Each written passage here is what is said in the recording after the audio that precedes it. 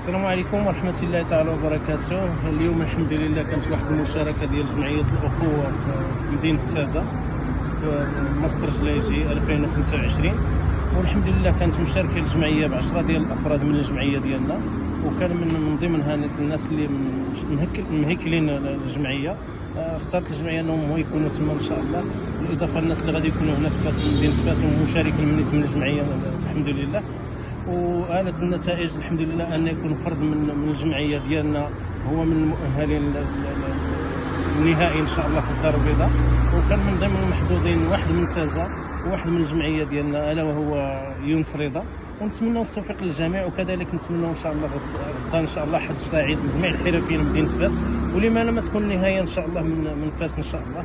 وتوفيق للجميع إن شاء الله، لا للناس اللي كانوا اليوم ولا الناس اللي كانوا غدا. الله يوفق الجميع لما يحب ويرضى، وننهضوا بهذا القطاع إن شاء الله، ويكون من فاس من الناس المميزين إن شاء الله بالكفاءات ديالهم والخبرة اللي عندهم الحمد لله في هذه المدينة، وخصها تنال الإمكانية اللي تستحقها، لا من حرفة ولا من إتقان ولا من مصداقية. حياكم الله.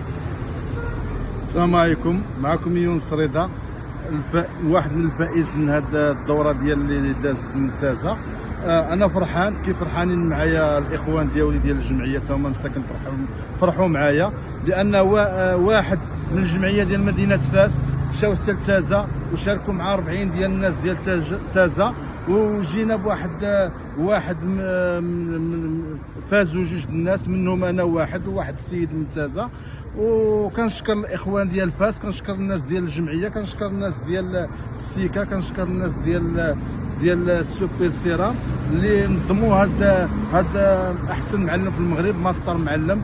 ونتمنى من الله نديوها في الدار البيضاء، ولما لا نمشيو للشينوا ونمثلوا المغرب في الشينوا ونجيبوها عالميا، علاش لا.